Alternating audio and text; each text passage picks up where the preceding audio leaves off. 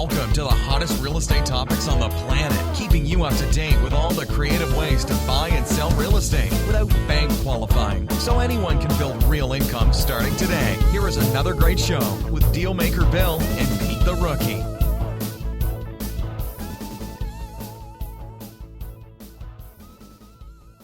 All right, here we are at another episode of Flipping Houses for Rookies. God help us. I'm Bill the Dealmaker. I'm Pete the Rookie. Pete the Rookie. So we were joking around before we got on camera here. Oops. Oh, yeah. Emma says we can't tell those jokes when the mic's live. Pete, all I know is when it was just you and I, we could say whatever the hell we wanted to. I know. Now we got somebody telling us what we can and can't do. Well, see, I represent the audience as listeners. They're like, Bill, I don't understand that. Could you explain that for me and the listeners again? And Emma's like your moral conscience out there. Yeah. Oh, no, he said that. No. Maybe she represents the females you do not want to offend out there. Boy. Plus, I'm the one who gets all the emails if people complain.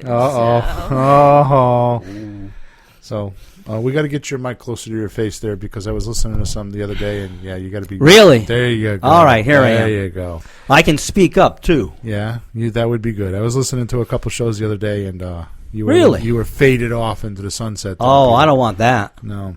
So I was thinking that this morning. I was thinking that I've done you a tremendous justice. Me? Yeah. Oh, good. What? I missed it. Well, you always want to be in the spotlight. You always like the spotlight. Yes. You're an entertainer. You want to be in the spotlight.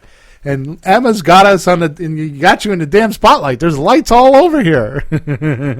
Thanks for listening.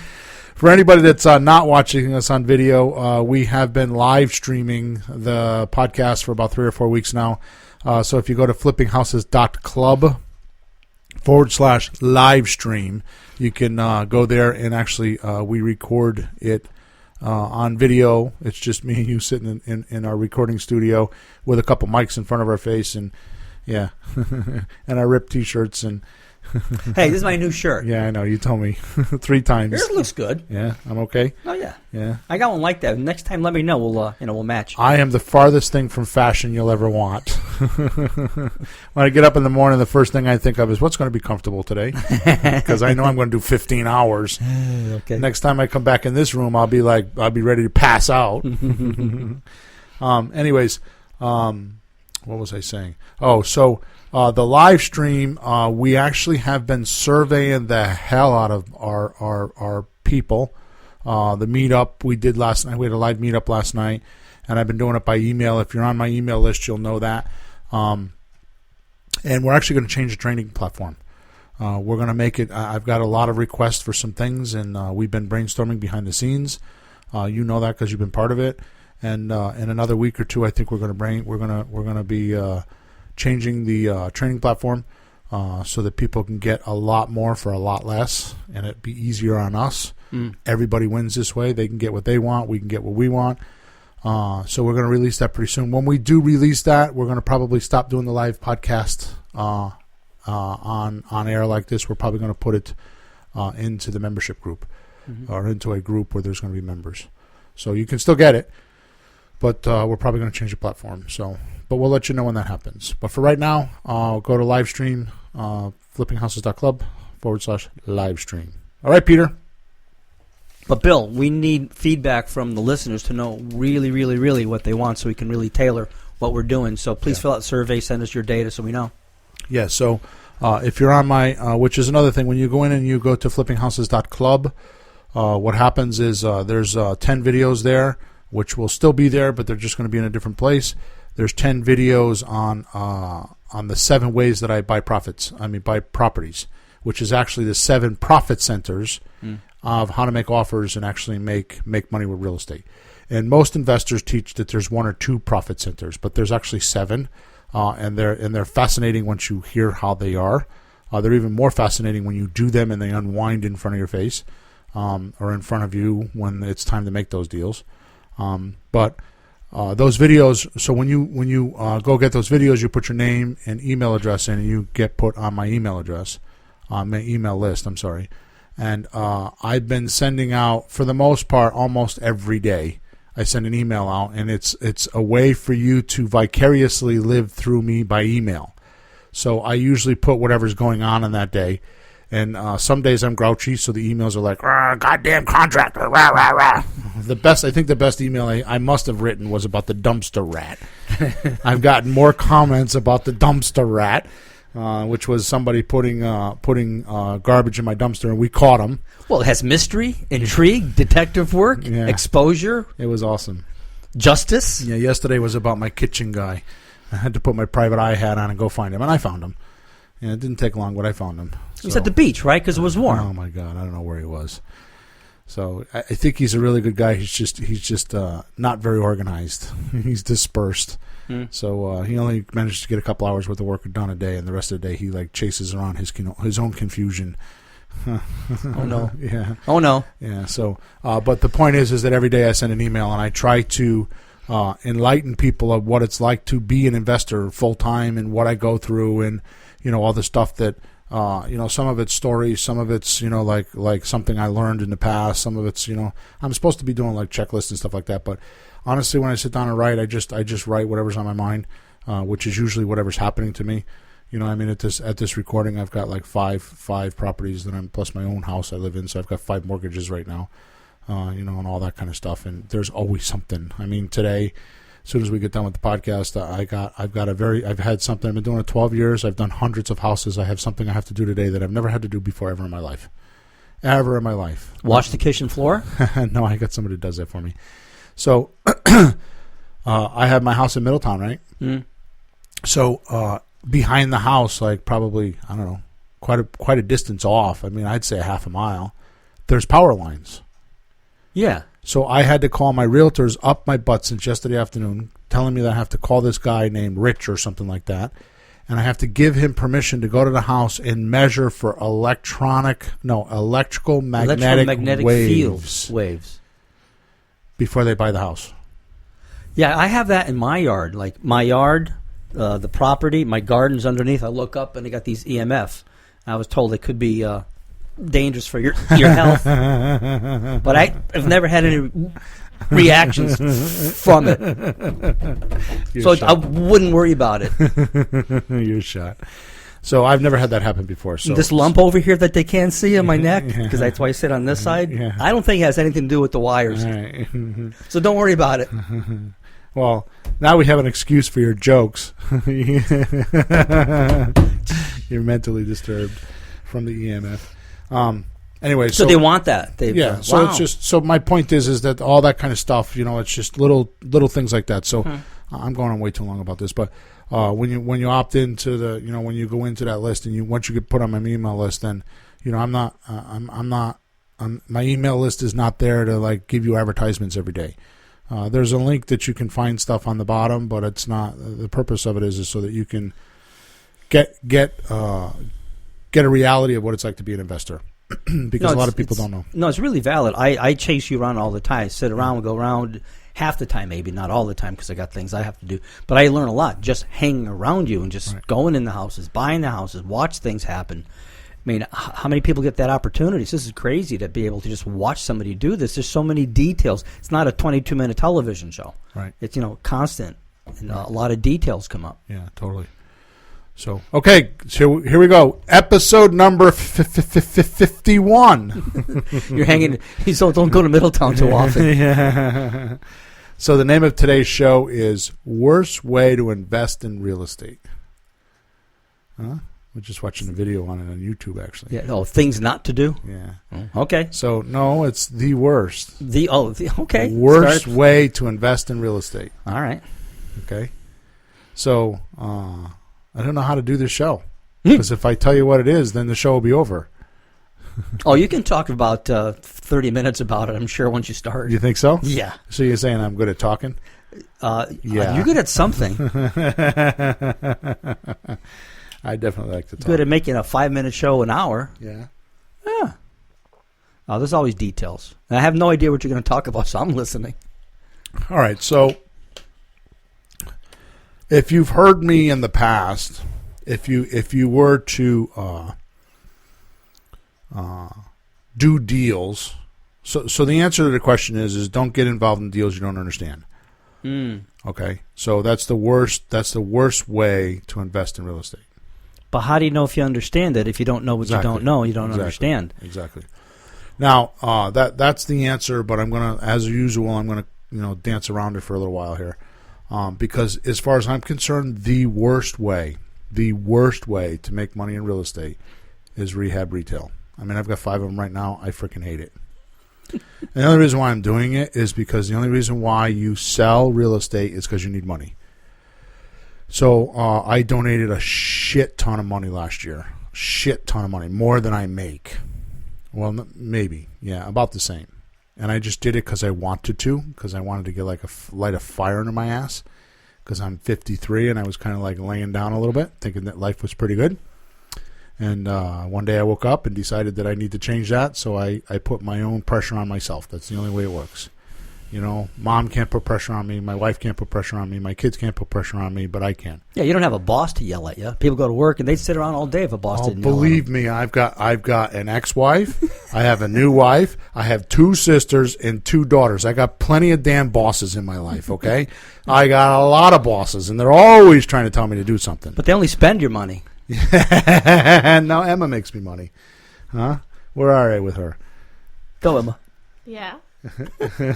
She's playing video games and she heard her name. And Emma's like, all of a sudden, Emma's paying attention to what we're doing. Normally, she's in the background clicking on some computer, and you say, Em, she'll go be like, what? Talking about me, what'd you say about me? But she's paying attention now. So every 10 minutes, we'll just mention Emma, so she just checks the show. No. You totally missed it. You don't understand the rivalry here. Yeah.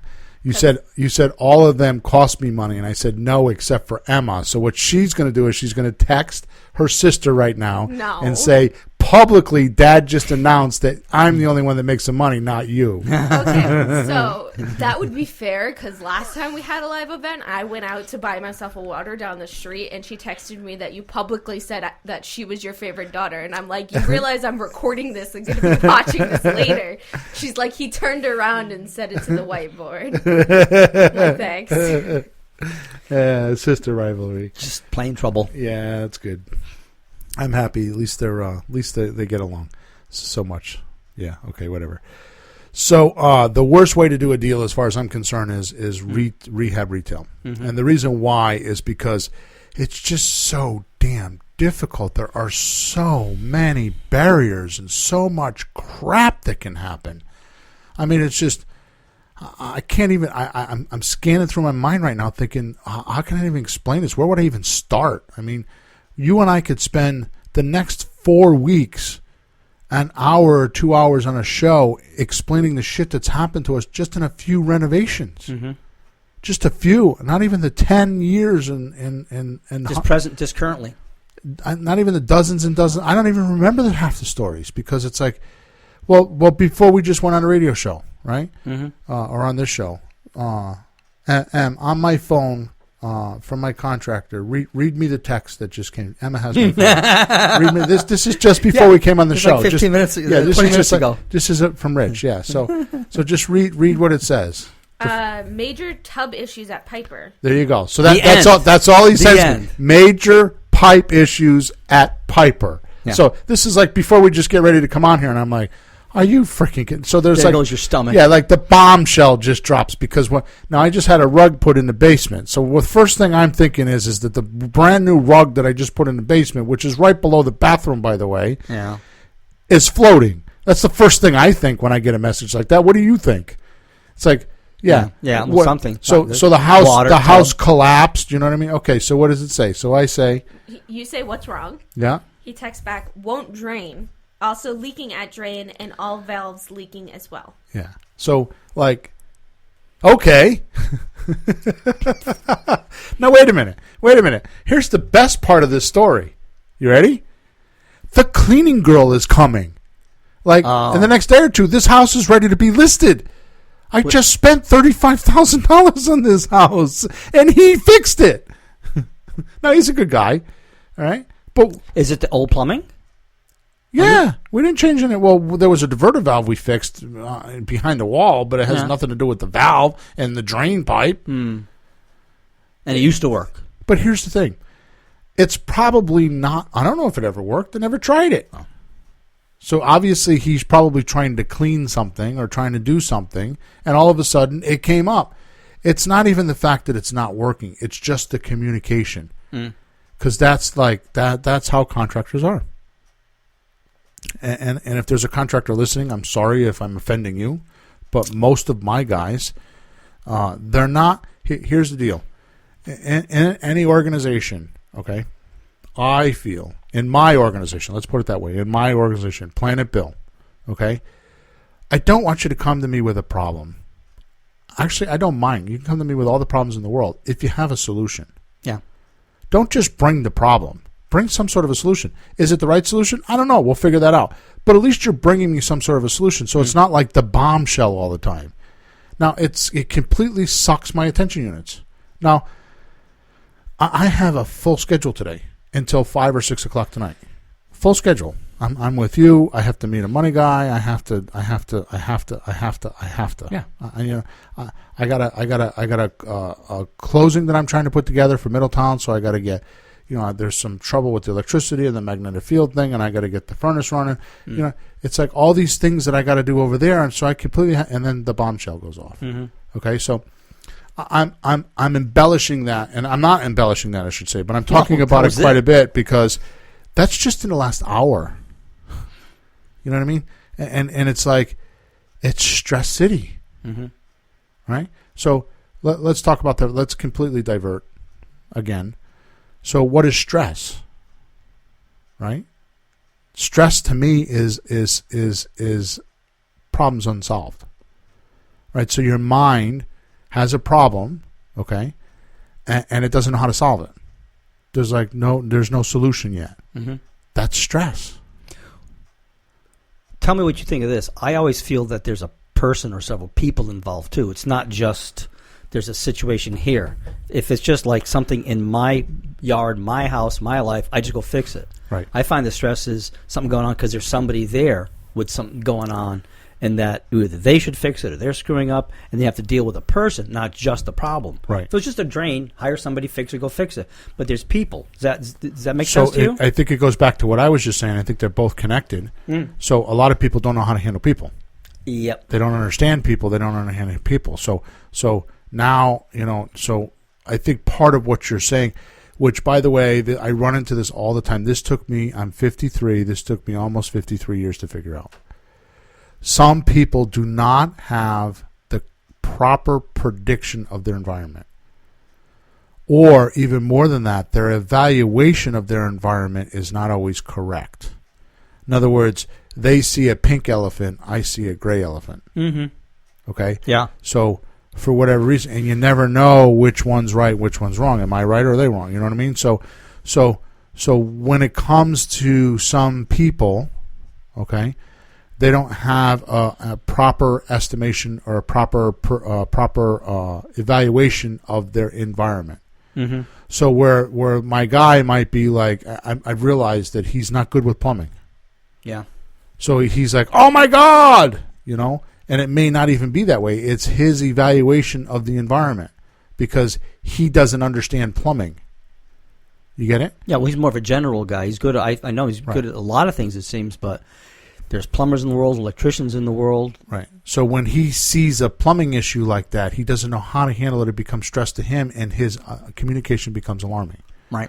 Okay, so why are we talking about this? Because we just walked right into what I was talking about. Yeah. So if you don't, if you don't get involved in deals you don't understand, right? So this is exactly what we're talking about. So it's your prediction of that environment, your prediction, or what is your evaluation of a deal. And if you think, and I go through this with you right now, okay, which is one of the reasons why I wanted to talk about it.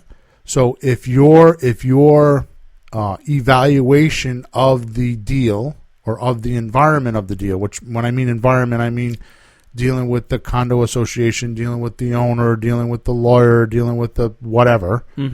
That's the environment. In other words, the deal structure is the deal is a living thing. It's like an environment.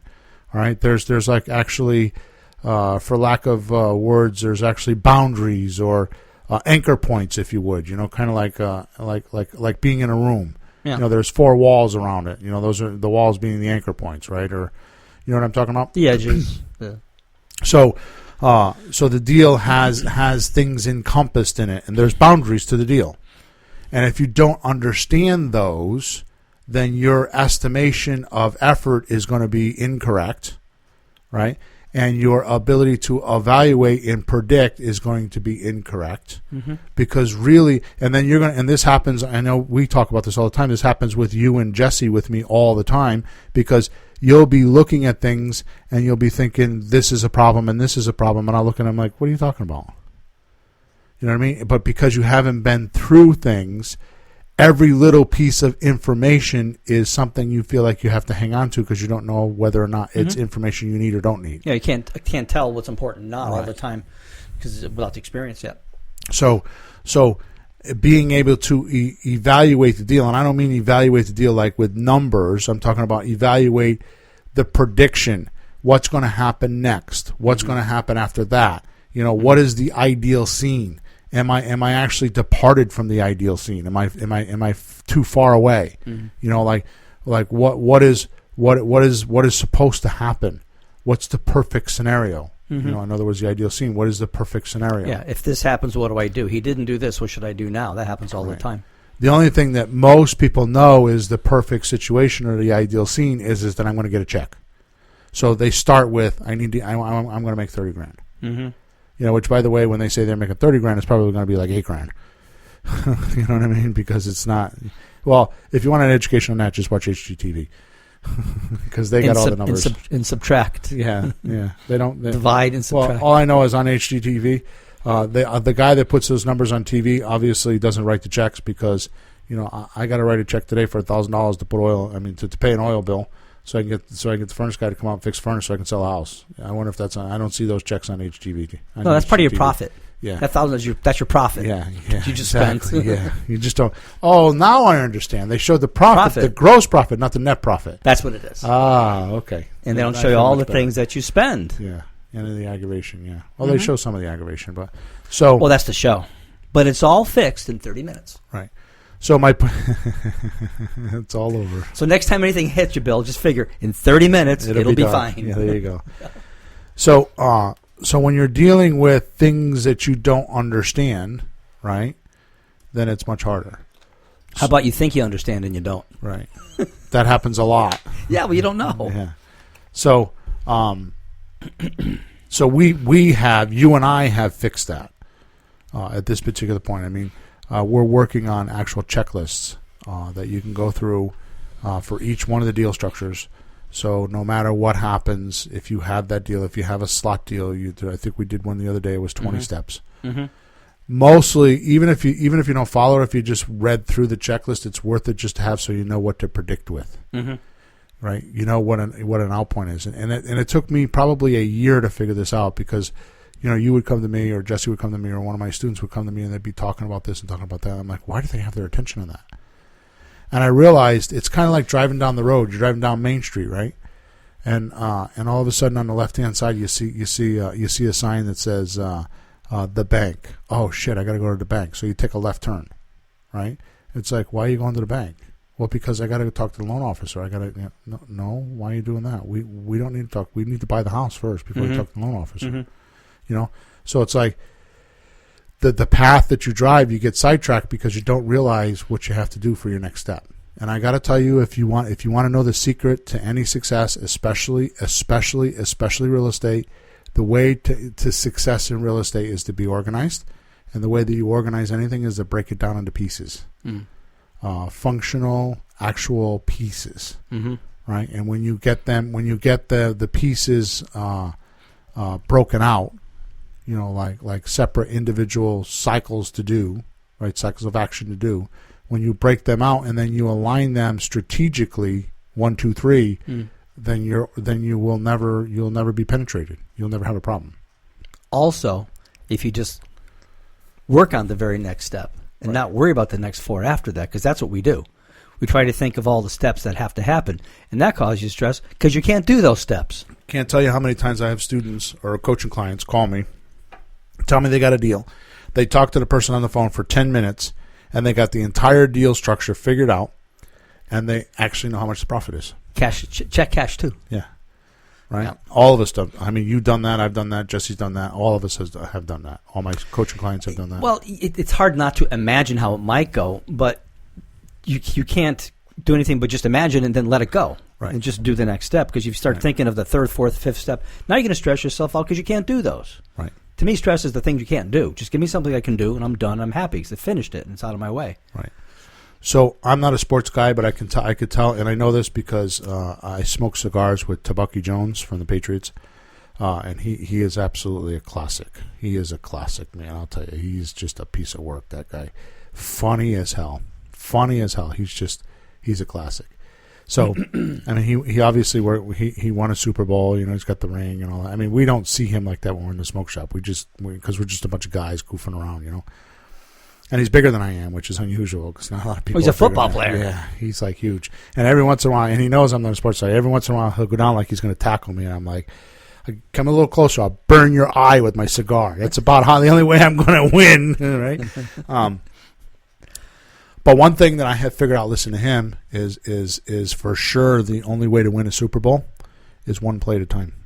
Yeah. One play at a time. Yeah. And the one thing that I've learned about those guys, you know, because he is truly a talented guy. He's actually a coach. He's giving back to the community now because obviously he's made plenty of money, and he's giving back to the community. And he actually coaches, I think, New Britain or Bristol High or something like that. New Britain? Yeah, New Britain. Is that what it is? New Britain I think it's High. New Britain. Yeah, and he coaches those guys, and he buys them uniforms, and you know they do a fundraiser. The cigar shop just did a $35,000 fundraiser for them so they can buy uniforms because the city wouldn't buy uniforms. $35,000? Yeah. Wow. For the whole year, it was for all their buses and trips and. Well, that's just a good number because usually, like, hey, we made $600. You know, we sold cookies, but that's awesome. No, they did $35,000. They did Nice. a golf tournament, and you know they raised a bunch of money. So Nice. But the point is that. I don't know what the point is. I totally got lost now. Well, one step at a time? Yeah, one step at a time. And then, I lost it. So, wow, I hate when that happens way too much these days. I worry about that. Well, you're talking about he's a professional, but he knows how to do one step at a time because you have it all structured step by step on the checklist. We know what the steps are. Right. We don't have to have it all going on because when I first called you, it's like, you know, I need an accountant, I need a tax attorney, I need an escrow. What's a scrow? You know, I just needed all these things at once. I don't have a bank account, and I don't have an LLC, and well, that's the other thing. That's the other thing that really I notice a lot is there's a lot of misunderstood words. You know, like you just said, what's an escrow? Yeah. You know, there's a lot of, and I'm going to give you one now, nomenclature. You know, what's nomenclature? Nomenclature is how a word is used in a specific subject. Yeah, jargon. Specific jargon to a subject. Yeah. Every subject has specific language. So one word might mean something in one subject, and a different word in another subject. Well, let's have some fun with that. So in the car business, if I say, boy, that's a really fat car, that means it's a hot, nice-looking car. Yeah. Right? It's a fat car. And in the guitar world, they say, man, that's a nice axe you got there. That's his guitar, his axe. Yeah. And some of them look like axes nowadays. So what happens if I went home and I said to my wife, wow, you're looking really fat today, sweetheart. Slapped in the face. You know what I mean? So, and I call my wife an axe. Boom. Yeah, exactly. So nomenclature is important. So there's a lot of actually there's a lot of legalese in this business. So ironically enough, because I'm not, some people think I'm ranking on myself. I call myself a dumbass, which is a Red from 70 Show saying, right? Really, what that means is kind of like what Ron LeGrand says. You know, the less I do, the more I make. Mm-hmm. You know, when I say I'm a dumbass, it's actually a compliment to me. It's not meant derogatorily, which just means, and it's not an arrogant point. It's just a point that I want everybody to understand. Is I make sure I know what I don't know. So if the reason why I've gotten so good at what I've done is because when I read the contracts, I know I don't understand something, and I go look the word up in a dictionary, or I go online, or I'll ask my lawyer, what does this mean? How do you use this word? And over the years, where I've gotten really good is with the contracts, because the money's in the paper. It's called paper power. right? So when you have paper power, you've gone to the elite status of real estate as far as I'm concerned. Why do I know that? Because where are the banks? The banks are an elite status, right? And it's all paper power. Mm-hmm. They control all the paper. They don't own shit. They own all the paper, right? Now, yeah, there's some REOs and stuff like that, but honestly, they don't own that. They were given that. All those houses are for free, you know. And if you don't believe me, just read what is it, The Creature from Jekyll Island? Jekyll Island. I don't know what the front part of it's. Yeah, The Creature from Jekyll Island. Go to Creature? Amazon, Amazon.com. The Creature from Jekyll Island. Read the book. It's a thick book. Whew. Read the book. Mm-hmm. But they got the houses for free. Mm-hmm. So to them, it's just a game. So let's get back to this. So why would you get involved with it? Is what I was going to say. So let's get back to this. Don't get involved in deals you don't understand.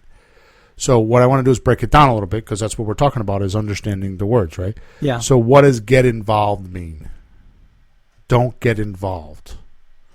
And this is very important, because this is the worst way to do real estate. That's the name of the show. The worst way to invest in real estate. So when I mean in getting involved, what I'm talking about is using your own money or using your own credit. That's what getting involved is. Yeah. Yeah. Okay. Now here's the interesting thing is, out of the 7 ways that we do business, the 7 profit centers, Mm-hmm. how many of them do we get involved? 1. Yeah, so Or we 2? do the rehab, retail, Yeah. right? Mm-hmm. And then maybe Get the deed. you're getting the deed for sure, those 2. But Yeah. maybe owner financing, we might have to put a deposit up. And most of the time, we'll use somebody else's money for the deposit. Mm-hmm. We'll get 2 investors involved instead of 1. Mm-hmm. 2 meaning that the owner that's giving us the note and then another investor. Okay? Mm-hmm. So I can tell you from vast experience that if you can't invest in real estate without money, you will never be able to invest in real estate with money. I actually have a student that has quite a bit of money in some retirement funds, Mm-hmm. and they're doing deals right now, and they're not consulting me, and I see the numbers. Yeah, Well, they're not good. when you don't, is this what you're trying to say? Because I think I've heard this. When you don't have money, you have to be really careful how you do the deal. You have to make sure it'll work for you, that you'll make money. If you have money, you just buy stuff, and then You're if it doesn't sloppy. work out, You're well, sloppy. yeah, you don't worry about it. I mean, when you're poor, you got to be really careful. So let's divert again. So last night we had a meetup, and we had a young lady in the audience, and she said she had done 9 deals. Mm-hmm. She had and when I asked her how she bought the deals, she randomly named off 4 or 5 different ways that she found properties. Mm-hmm. None of them were the conventional way. Well, most of them were the conventional way, I should say. Mm. But she was just willy-nilly just poking at it. Mm-hmm. Okay? Then, Making it up. And I've run into a few people. This week, I actually talked to a guy with lots of money to invest. Mhm. And it's like, and I know he hasn't read books on it. And he actually said to me once, I want to figure it out myself.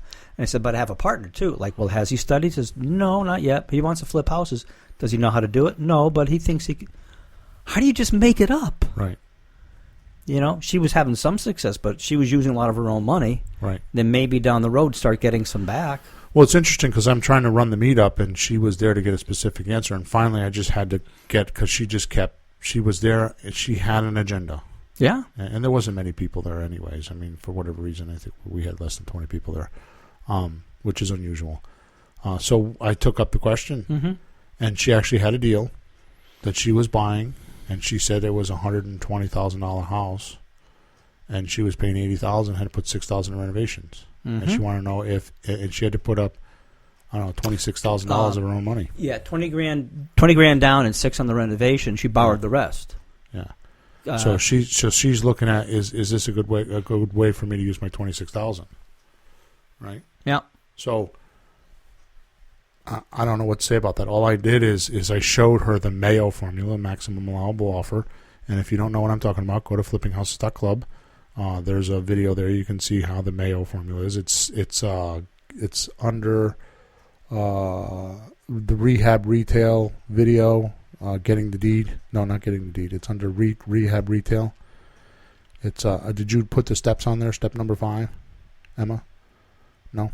Okay, so if you go to the video called Rehab Retail, it'll be in there. Okay, I don't know which number it is, but they're not numbered anyways. Okay.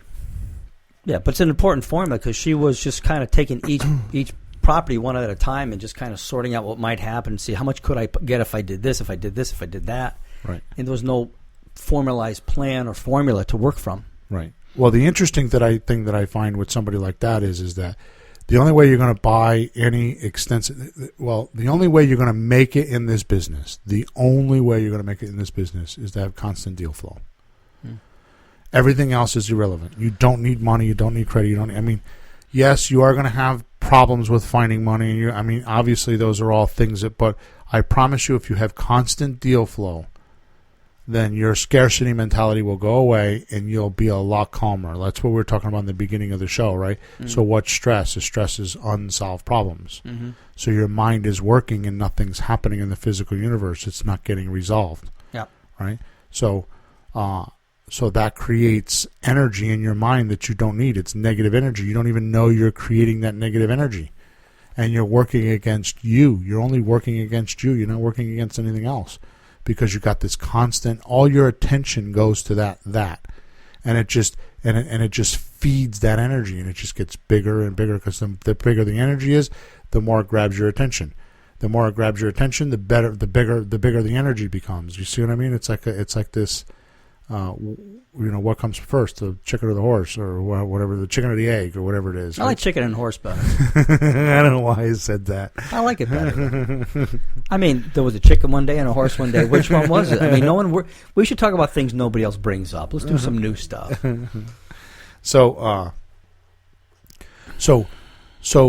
when I mean don't get involved, what I mean is don't put your money or don't put your credit on the line, right? And the beautiful thing about what I do is that most of the deals that we do, you control the property, but you don't own them. Like a slot deal, you get paid and you control the property, but you don't put the deed in your name. An option deal, you don't put the deed in your name. A lease option deal, you don't put the deed in your name. Okay, getting the deeds, you do. Okay, rehab retail, you do. Wholesale, you don't. And even though with owner financing you're putting the deed in your name, you're not putting your money or your credit up. Mm-hmm. Okay? Yeah. So, it's important to know how to do that. Right. We've talked to people. You had a couple in one of your houses a month or two ago, and they wanted to get into the business, but they wanted to flip houses, but they didn't have any money. Right. They said they had some, but they didn't know how to do it. They didn't have any money. They didn't have contractors, so... What are you going to do? Just go lose and then go home and say, "Well, I tried, it didn't work." Try the part of it that you can do. So let's just talk about that for a second, and then we'll go back to our little getting. Don't get involved in deals you don't want to understand. Yeah. Or if you do get involved, you don't understand. Make them little deals that if it doesn't work out, it goes away. You don't lose anything. Right. Like a slot deal. A realtor comes along and says, "I'll sell your house for 6 months." If they don't sell the house in 6 months, how much does a realtor have to pay to buy your house? Right. He goes home. Right. And it didn't work. Right. End of story. So there's scenarios where you that's don't most have realtors' philosophies is get as many houses on the MLS because the more lines you put in the water, better chance of catching fish. Yeah. And that's their philosophy. That's what most of them, they're taught that right from Realtor School. The more lines you put in the water, the more chances of catching fish. Well, it's good for them, but not the house owner. Yeah. So if you have a realtor that has 60, 70, 50, 30, whatever houses, are they really paying attention to your house? Mm. That's what makes us different when we do our pitch. Is I tell the seller, it's like, a realtor have 30, 40, 50 houses, right, or whatever. Okay, plus their office. They're not paying attention to it. When I buy your house, when I do a lease option with you, I only have 2 or 3 houses. I'm going to pay a lot of attention to that because it's the only way I'm going to make my money. Yeah, you know what I mean. I can't do it any other way. And that alone, when you say that to somebody in a house, when you're making your offer, makes a big difference. Mm-hmm. You know what I mean? Sure. Okay, so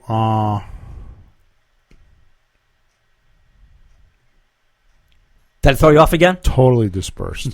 Totally. I should be taking notes. We were up late last night. Oh my God! I've been every night this week. I've been up. I've been in BNI groups or meetings at 7 a.m. I go to bed at midnight. Young man, you need more sleep. I need more sleep. So, don't get involved in deals you don't understand. Mm-hmm. Okay. So, when you say you don't understand, which is what I think we've been talking about, what we mean is that there's more risk. So you don't understand the risk. You don't understand what's involved, like we were talking about before. You don't know what the steps are. Well, you buy the house, you rehab it, you sell it, you make a lot of money. One, Right. 2, 3. Right. So what I wanted to do before, which we got away from, so let's go back to that. So let's just list, just with the rehab retail, let's just list all the things that you have to know. Okay. Let's just do like a little brain session, what do you call it? Brainstorm? Yeah. So you got to have, well, first of all, to put the offer in, you got to have proof of funds. Okay. Okay. When I make my offers, I don't have to. I don't need a proof of funds. When I say to an owner, I'll give you $300,000 for your house, and here's how it works. I give you $1,000 a month. I don't need proof of funds. Mm-hmm. Okay. So the first thing is right off the bat, you need to have proof of funds. Second thing is you have to have a realtor, because most of them properties you buy on the MLS, right? So how many of those are good and how many of those aren't? I actually talked to this fellow the other day who looked at 300 houses over a year or two period with the realtor we know. Yep. Didn't find one that he felt comfortable with. He didn't know how to figure out if it was a deal or not. So 300 houses, and he gave up. 300. Well, that's the interesting thing is because you see that as he didn't know. I see that as the realtor you're trying to hook up with, you're trying to get used to, is not the realtor. Yeah, he's the wrong guy. Not with that system, no. He's the wrong guy. Not with that system. You know, I mean, I had somebody at the meetup last night, and they were talking about how do I find houses, and he's saying you can't buy houses off the MLS from the bank, and I'm like, really? I just bought 5 in the last 3 months. But he didn't want to hear me. You know, he didn't want to hear me. He just wanted to, he wanted to argue with me. You know, it's like, dude, go home. How many houses have you bought this year? That's what I find out. How many houses you bought this year? Then why are you talking and not listening? You know what I mean? I mean, I had to be hard with him because he was like, he kept stepping on me. Can't because. Yeah, and it's like. Now, just because when somebody tells me you can't do something, I figure they don't know how. Yeah. For sure, they don't know how. Right. Doesn't mean somebody else doesn't know how. So I just move on to the next guy. Right. So the first thing is you have to have a realtor, right? You have to have a proof of funds. Okay. All right. Now you got to understand the bank. Most of them are HUD properties. Okay. We went through that last night again at the meetup, which, by the way, if you want to hear the meetup, just go to flippinghouses.club, click on the link. And what is the link for the ERIA? Just email. Yeah, but on the, no, the front page. I think, what is it, products? Oh, yeah. So go to flippinghouses.club, click on the box that says products, and in there for like $7 a month, you can watch us live at the RIA. We do a real estate investment association. We call it ERIA. Electronic Real Estate Investment Association. For like $7 or $8 a month, you can see the live meetups every month. Okay, and they're more than what we do on the radio show on here. We do because I draw pictures and I answer live questions. It's very real. It's very real. It's very real. So for a few bucks a month, you can go there and you can watch the live meetings. So, anyways. We were talking about so the bank, because most of these properties are going to be buy from HUD, which HUD is not the bank. They're actually the ones that own the properties, and they use the banks to facilitate all the properties because they lend the money. They lend the money to the banks. Yep. So what happens is he's telling me, well, if the house is listed for $160,000, how are you going to buy it for $80,000? And he's wrong. There is a way. Now, are you going to buy every house that way? No, you're not going to go on the MLS on Monday and buy a house for $80,000. I mean, we follow them. I mean, sometimes it takes me 8, 9, 10 months to buy a house, maybe a year.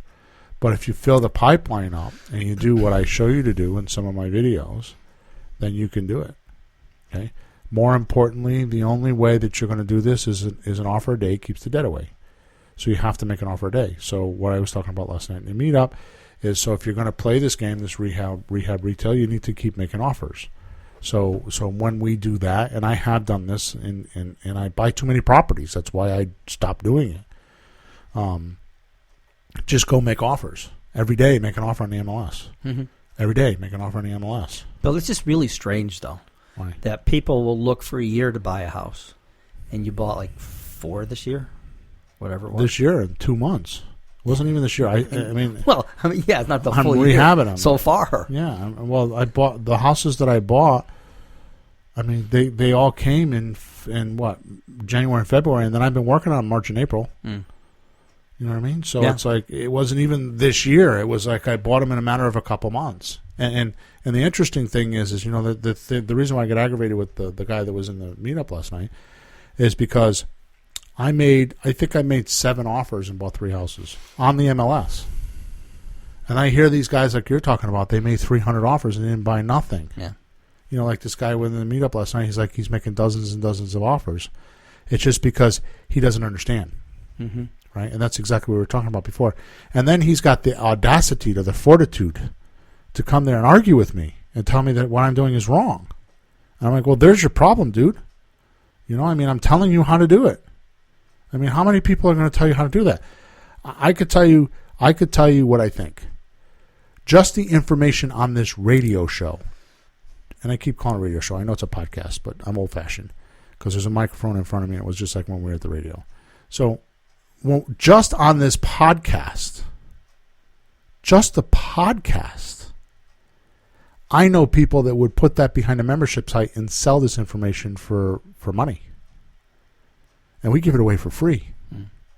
Just talking shit. And people are buying houses off this. We get between 3 and 5 emails a month where people have said, because of your podcast, I bought this house, and they tell me the deals, and they're damn good deals. Huh. See, some people listen to you. Yeah, evidently. I do. Got a pen? Where's my pen? You understand? So those are some of the barriers. So, you know, so we didn't even get to the real stuff now. We're talking about the proof of funds. We're talking about the realtor. Then we're talking about the bank, you know, because I'll tell you the biggest problem with the MLS deals, biggest problem. We talked about this a couple shows ago. The biggest problem with MLS deals, the realtor is taught in Realtor School, right? Whether it's their code of ethics or whether it's their law in their state, to not reveal the motivation of his client. Yeah. So if he's got a buyer he's representing, he can't present to the seller what his motivation is. So why is he selling? Yeah. Oh, because I guess they figure. No, why is he buying? Like, for example, I'll give you an example of that. No, because they said if he's representing the buyer, if the realtor is representing the buyer cannot reveal to the seller why the buyer is buying. Let me give you an example of that. My house in Middletown that I'm buying right now, I found out by accident. I'm kind of poking around because I'm, you know me, I'm always asking questions, right? Mm-hmm. Well, my buyer, okay, is wants to go to he's a college professor. No, a dean. Okay. I don't know what that means, but a dean. What is a dean? I don't know. Management. Anyways, I think he's a teacher that's risen to the point of like I think he's in charge of like the department, okay, like history department. So he's something like that. He's a big. So wig. he's from. Ask Jesse, she'll know. Yeah, Jesse will know. So he's from Massachusetts, moving to Connecticut. And he's got this new job. Yeah. Number one. Yeah. Number two, he wants a house that has the potential of an in-law apartment, which mine does. Wow. Number three, he wants a Hubbard Clause. And a Hubbard Clause means he needs to sell his house in Massachusetts before he can close in this house. Mm-hmm. And most people these days don't take Hubbard Clauses because they don't go through. Is that Hubbard? Yeah, Hubbard. Okay. So they don't take the Hubbard Clauses because the realtors talk him out of it. So he's got 3 things. And I can satisfy him on all 3 things. Yeah. So we're selling the house for $299. He comes in at $275. So I go through it for a day or two. You know, I'm like, you know, extrapolating information and trying to figure it out. And finally, it's like my realtor comes back and says they won't. You need to counter. I said I don't have to do shit. She said, what do you mean? I said we aren't countering. Tell them the price is $299. Well, then they're going to walk away. Well, then let them walk away. So you got to have balls to do that. Mm-hmm. You know what I mean? So my point is that I figured out what their motivation was. But she didn't come along and say, well, they're motivated. She didn't even understand it when I was negotiating. Is she just looking at the number? No. I'll tell you what happens. I'll tell you what kills almost every single deal. This kills almost every single deal. Mm-hmm. You think in your head for the opposite side. Mm. You think, Peter, I'll give you $110,000, and you think he'll never take that. Mm-hmm. You know what I mean? Mm-hmm. Or I'll say, Peter, I want you to give me the deed, and the mortgage is going to stay in your name. He'll never do that. Mm. That's what kills the deals. You yourself are the only thing that kills those deals. You don't believe it yourself. So you don't. You would never do that. So you assume the other person wouldn't. And I got to tell you that I can't. I with all the coaching clients, it happens to me every single day. So the realtor is doing that with this deal. Is she saying, well, they wouldn't. Well, just to satisfy her, okay, which I'm going to tell you the rest of the story. I wasn't going to, but I'm going to tell you the rest of the story. So satisfy her, I settled it. Okay, well, because I had this, because remember what I tell you, who am I selling the house to? You have to convince her, and she has to believe sell in it. the realtor. If she doesn't believe it, she can't convince the other guy. So I didn't have the realtor sold at $299. I didn't have her in there pitching for me. So we settled at because the house was $299.9. So we settled at $298. Wow. Okay, I settled with her. But so she believed $298. She believed $298. Did you have to get her to tell you what she would believe? Yes. So she made you the offer. I had to sell the house to the realtor, which is a huge lesson. Okay, now this is over the course of several conversations in a day. Yeah. Okay, now watch this. Now this is exactly to prove my point. Mm-hmm. Okay, watch. You ready? Mm-hmm. The offer came back. You want to know what the offer was? $299. $307. Wait a minute. Okay, don't get it. Don't understand. Exactly. Why did they go up? Because they wanted $9,000 for seller concession. So she knew I wasn't going lower than $298 because I gave her such a hard time for a whole day. She's like, I'm not going back to him. No, he's not giving you $9,000 because they wanted to pay the $298, $9,000 in seller concession, meaning that we're going to give him $9,000 at closing. Yeah. She knew that she could not budge me anymore because I closed her. So hang on. Yeah. Hang on. Yeah. I closed her on $298 is it. Don't call me back with any other number because I'll hang up on you. So she added the 9 to the 298. So they had all these problems, and this was a day later. They went back and forth, and she actually made the deal for me because she knew how to do it because I sold her on $298. Yeah. And she didn't come back to me. She didn't anything. She came back with a contract, not with can I do it, with a contract. Here's what I did. Because I sold her. It saved me a ton of work. Otherwise, and she had never said the 307 to them before? That number never came into my... She didn't like tell them and not tell you. She didn't tell them 307 at all. But then later she figured out, well, if you want her and the other realtor negotiated, I'm sure, for an afternoon, texting back and forth. I mean, I know her. She doesn't do it in one conversation. She's a pit bull when she wants to be. Okay? But she has to believe. But I had to sell her on it. Nice. So you're getting 307. Yeah, and $9,000 concession. And what's the net number? $298. Yeah. All right. Then I pulled another stunt. Okay? Mm-hmm. So now because I really don't know the motivation yet. So what did I do? I got really busy and I didn't sign the contract for a day and a half. She must have texted me 5 times. The other realtor's calling. They're getting antsy. Why are you calling? Because I want to see if they're really motivated. But isn't this the end? Like you sign it and you're good? No. They can still get out of it, huh? Yeah. Yeah. They can still just change their mind. Well, I don't want to tie the house up because I'm in the middle of May. Yeah. It's the spring market. And they have to sell their place to get down here. And that's why they're really motivated, because not many people are going to take the Hubbard Clause and wait. So what I did on the Hubbard Clause is I actually asked a lot of questions. Like, do they have a contract? Yes, they presented me the contract. When for does their house to be sold. Their contract closes on June 15th. Okay. Next question. Did they do the inspection yet? Yes. They've negotiated this inspection. Okay, good. On their house. So that's on the house cool. they're selling. That's cool then. Next question. How are they with money? Did they go through underwriting? Have they submitted all their pay stubs and all that stuff? Yes. Okay, good. That's for the mortgage on your place. Nope. Oh, you're talking about their buyer. Yeah. All right, so their buyer. On the Hubbard Clause. Yeah, make sure they're. How far are they through the process? Yeah. As far as really getting the thing mortgage paid. Yeah. Next question.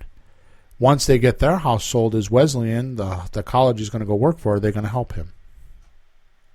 Because they will do that to get the right teachers and for management. They'll do that. Mm. I got to answer all those questions, which were all positive answers. Money help or both. They have a real estate lawyer in a division over there. Oh yeah, sure. And my lawyer knows them all. Oh. And are they using that system? Yeah. All that stuff came back positive. Okay, I'll sign the contract now. You checked all the steps on their end.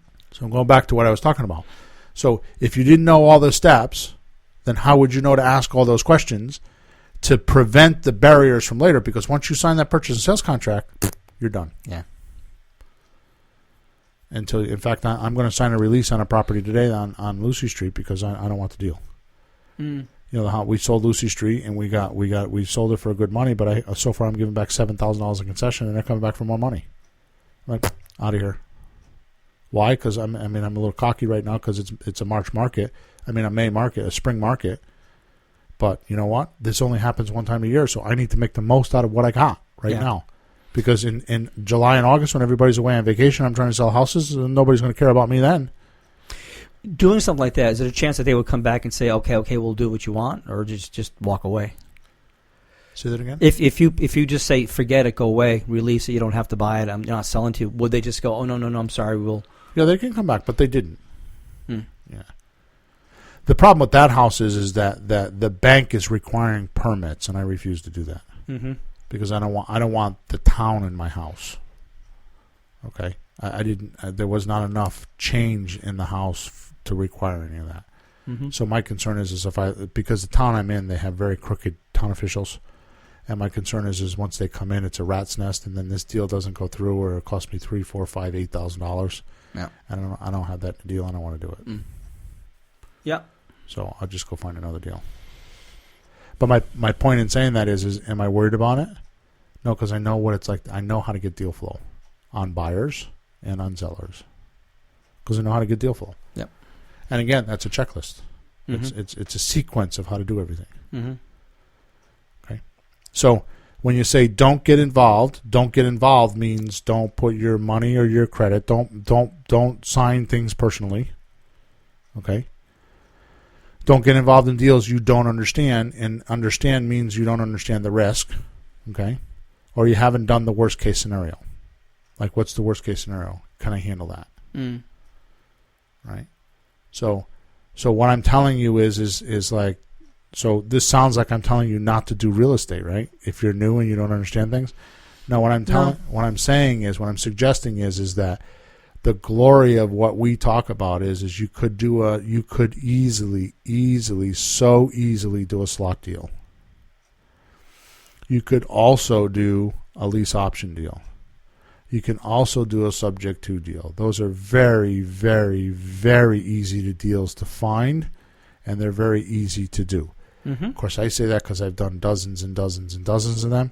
But honestly, just a lease option, you could use a realtor to do that.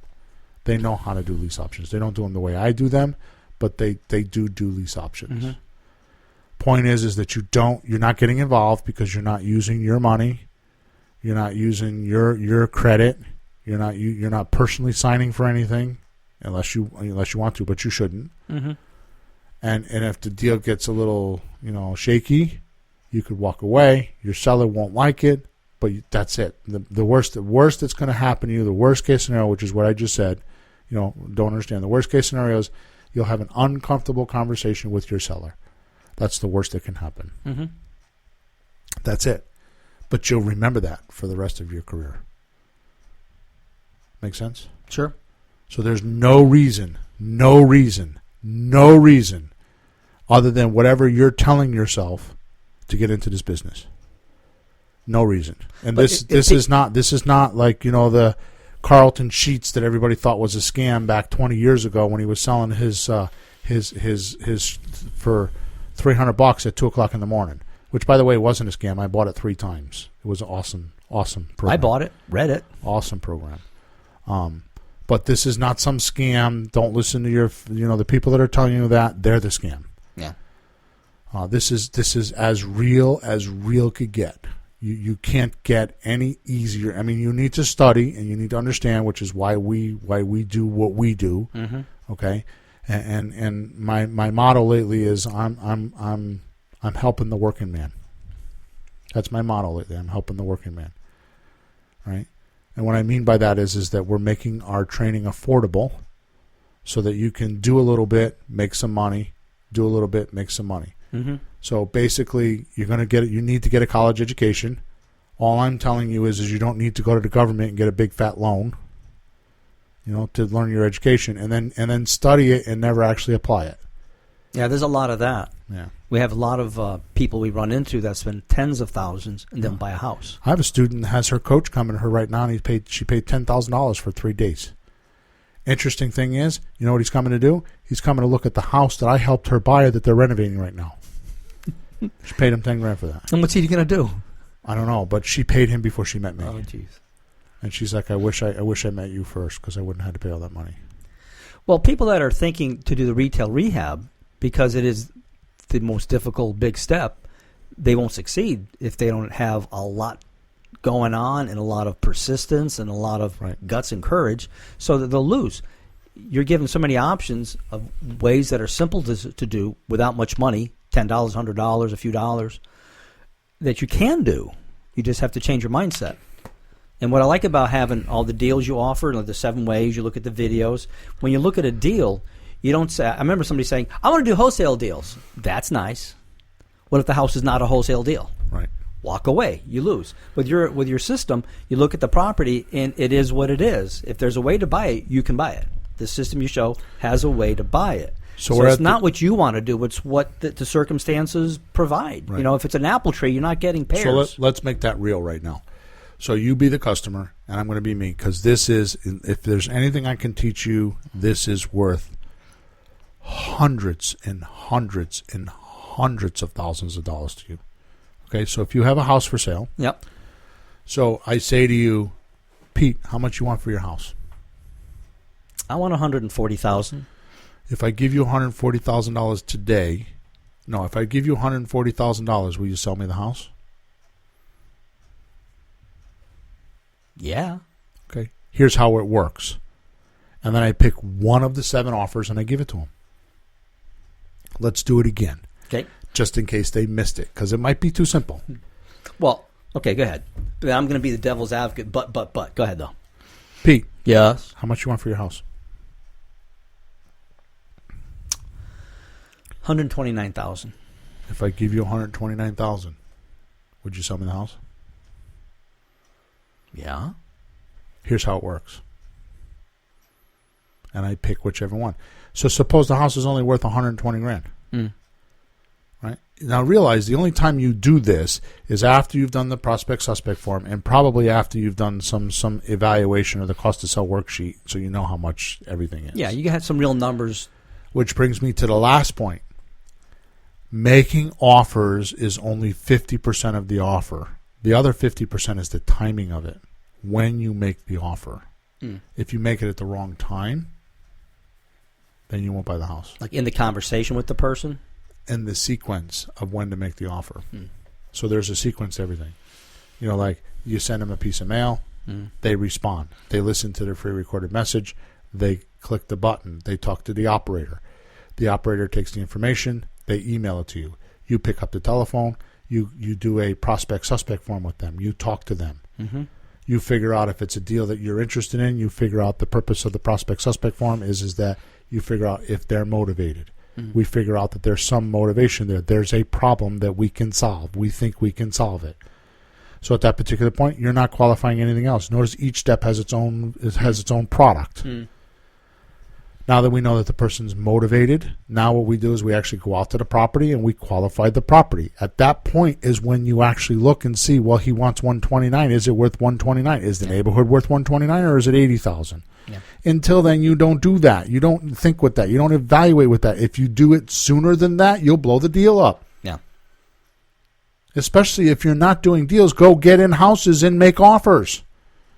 If, so now, just for practice. Yeah. So now the guy's asking 129, and you come along and you say, well, I've got all these comps here that say the neighborhood's really 80,000, and you show him that it's 80,000, and you have a conversation. You might buy the house.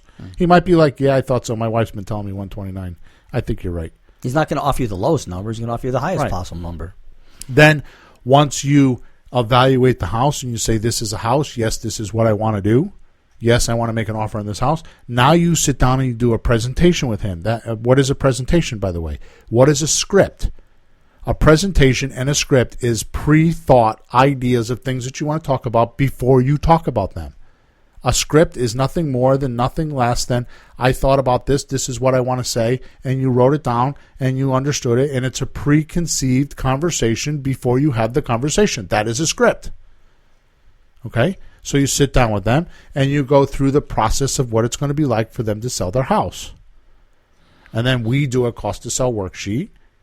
And then once you do the cost to sell worksheet, now what happens is you all of a sudden, everybody's on the same page because now he knows how much equity he has in his house, because that's the only thing you should be negotiating is his equity, because it's the only control that he has. That's when you make your offer. And then once he says yes or no, then you go through the process of what it's going to be like once we do business, once we get in bed with one another. Here's how we're going to do it. And then you give him the steps, and as long as he's in agreement with all that, you go into action with the next step, which might be writing a contract. It might be whatever it is. But you leave there. You never give them more than 3 things to do, and you evaluate their trust. Because if you give them 3 things to do, and the next day you call them and they didn't do any of them, then you're like, this guy I may not be able to trust this guy. Yeah. If he does all 3 and he calls you back that afternoon, this guy's he's on fire, he's motivated, he's ready to go. Mm-hmm. That's it. I'm going to tell you right now, out of all 51 shows, that's probably the best thing that we've ever done. That was the whole thing. That was it. Boom. Right? Now you have to learn how to do all those steps. Of course. That's what it is. Yeah, well, but how exactly you do that. Right. But that's what I've been learning. Yeah. Each one has their own steps. Point is that if everything is timing, it's not just Pete, I'll give you, how much you want for your house. $131,000. They do that on the phone. Like, how much you want to give me? Like, I don't know. Yeah. Because realize the only thing that the seller wants from you is an offer. That's why they called you. Okay? So when you give them the offer, they walk away. They got what they wanted. Make sense? They got what they wanted. They leave. Yep. So what you need to do is make sure you extrapolate or make sure you get enough information from them so you can make the offer. Mm-hmm. And until then, you don't make the offer. So then you also have the way of, are you paying it all at once? Are you paying it over time? Terms, lengthening it out, because that gives you the leeway to structure it. That gives you the leeway to structure how it's going to happen. If somebody wanted the money all at once, that's a different story. If you give a little time, you can stretch it and you can get more. So I know we're over time here, but so if you say you want $140,000, right, and it's worth $140,000, I do a slut deal. If you want $140,000 and it's worth $160,000, I do a subject to deal. I mean, just do the math. Just know what the equity is or what the loan-to-value ratio is. The same thing. Mm-hmm. And then you start with that offer. Now, let me ask you a question. If a guy owes $60,000 on a $100,000 house, that's 60% loan-to-value ratio, right, which is a wholesale number. Yeah.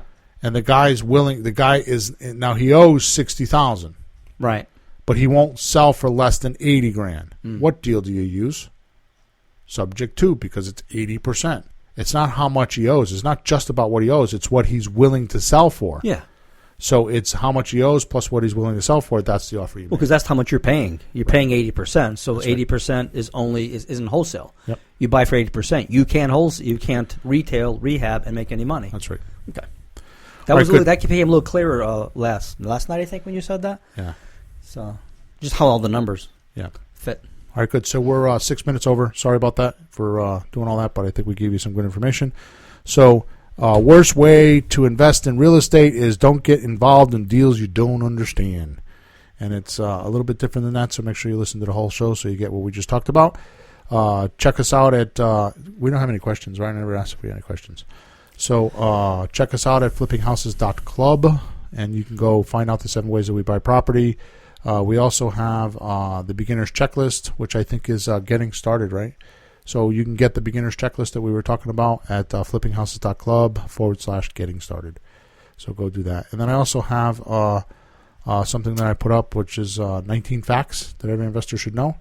So that's at flippinghouses.club/19 facts. Okay? So flipping facts. Flippinghouses.club/19 flipping facts. Yeah, like flipping off you. Flipping. That must be an English thing. It's just flipping birds was just a bit. All right, Pete. So we're over and out. We're going to go make some videos, talk to the hard money lender today, do all kinds of crazy shit, write some emails. I don't know how we're going to get everything done today, but here we go. Till next week. Over and out.